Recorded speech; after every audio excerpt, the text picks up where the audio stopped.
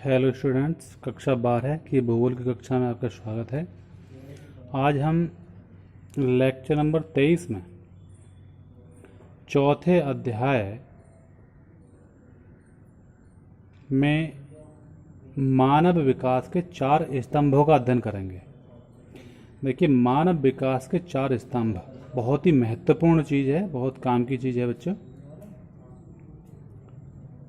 देखिए, जिस तरह से किसी भी मकान को मजबूत व टिकाऊ बनाए रखने के लिए मजबूत स्तंभ आवश्यक होते हैं, जिन्हें हम अपनी भाषा में पिलर बोल देते हैं या थमले बोल देते हैं, समझे, वह स्तंभ होते हैं। इसी तरह मानव रूपी मकान भी 4 स्तंभों पर टिका हुआ है। तो वो 4 स्तंभ कौन कौन से हैं, आइए उनका अध्ययन करते हैं। बहुत महत्वपूर्ण चीज़ है। सबसे पहले है समता अर्थात समानता का स्तंभ अर्थात अधिकार। देखिए, समता यानी समानता का अधिकार। ये समानता का जो अधिकार है, ये अनुच्छेद 14 से 18 के बीच आपके इस भारत के संविधान में दिया हुआ है। उसी के अंतर्गत अवसरों में प्रत्येक को समान भागीदारी मिलना ही समानता है या अर्थात समता है। देखिए, इसमें लिंग, प्रजाति, आय और भारतीय संदर्भ में जाति के आधार पर कोई भेदभाव नहीं होना चाहिए। लेकिन प्राय ऐसा होता है, ऐसा नहीं है कि भेदभाव भारत में ही बरता जाता हो। आपने खूब अच्छी तरह से देखा होगा, ऑस्ट्रेलिया है, दक्षिण अफ्रीका है और अन्य कई ऐसे देश हैं जिनमें भेदभाव होता है। जाति उपजाति में, लिंग में भेदभाव देखा जाता है। संसार के अन्य देश भी इस भेदभाव से अछूते नहीं हैं। अनेकों देशों में भी ये भेदभाव होता रहा है। भारत के संविधान के अनुच्छेद 14 से 18 में लोगों को समानता का अधिकार प्रदान किया गया है। ठीक है। दूसरा है सतत पोषणीयता। बहुत बढ़िया चीजें हैं। अवसरों की उपलब्धता में निरंतर ही सतत पोषणीयता है। सतत पोषणीयता मानव विकास के लिए आवश्यक है, क्योंकि प्रत्येक पीढ़ी को वही अवसर मिले। भावी पीढ़ी, भावी का मतलब होता है भविष्य, भविष्य में आने वाली जो पीढ़ियां होती हैं उनको ध्यान में रखकर ही पर्यावरणीय,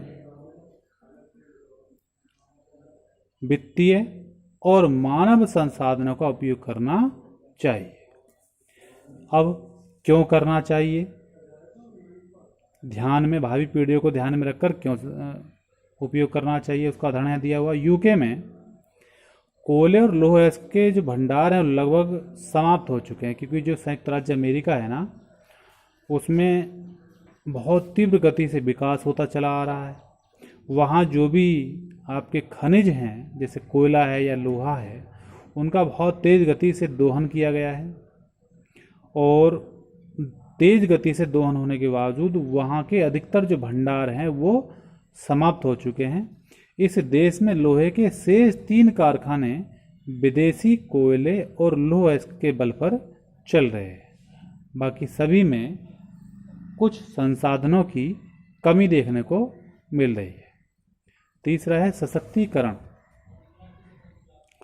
देखिए, सशक्तिकरण से अभिप्राय उस क्षमता, योग्यता और ताकत से है जिनके बलबूते पर वे अपने अनेक विकल्पों का निर्माण कर सकते हैं। ऐसी ताकत लोगों को स्वतंत्रता दे करके और उनकी क्षमता बढ़ा करके ही पैदा की जा सकती है। इसका जो चौथा स्तंभ है, पेज पलटें आगे, चौथा स्तंभ है वो है उत्पादकता। देखिए, यहाँ उत्पादकता शब्द का प्रयोग मानव श्रम की उत्पादकता के संदर्भ में किया गया है। लोगों को समर्थ और सक्षम बनाकर मानव श्रम की उत्पादकता को निरंतर बेहतर बनाना चाहिए। अंतोगत्वा लोग ही राष्ट्रों की सच्ची संपदा हैं। जो व्यक्ति है, जो मानव है, यदि इसकी कार्यकुशलता सही है, यदि उसका स्वास्थ्य ठीक है, तो वही वास्तव में किसी देश की सच्ची संपदा मानी जाती है, क्योंकि मानव ही जो पृथ्वी से संसाधन निकाले जाते हैं उनको रूप परिवर्तित करके अपने उपयोगार्थ बनाता है और उसका उचित दोहन कर अपना और अपने राष्ट्र का विकास करता है। तो ये कम प्राकृतिक संसाधनों से ही अच्छी और अधिक मात्रा में वस्तुएं बना सकते हैं। जापानी लोग थोड़े से कच्चे माल का उपयोग करके भारी संख्या में और बहुत अधिक मात्रा में अत्यधिक मूल्यवान इलेक्ट्रॉनिक्स उपकरण बनाते हैं। तो इसका मतलब क्या हुआ? क्योंकि वह कार्यकुशल हैं, दक्ष हैं, निपुण हैं, वो संसाधन का कम उपयोग करते हैं और अत्यधिक मूल्यवान इलेक्ट्रॉनिक उपकरणों को बना डालते हैं। इसलिए लोगों के ज्ञान में वृद्धि करके और उन्हें अच्छी स्वास्थ्य सुविधा दे करके उनकी कार्यक्षमता को बेहतर बनाया जा सकता है, जिससे वह उत्पादक जो हैं सही अच्छी स्थिति में किसी भी चीज़ का उत्पादन कर सकें।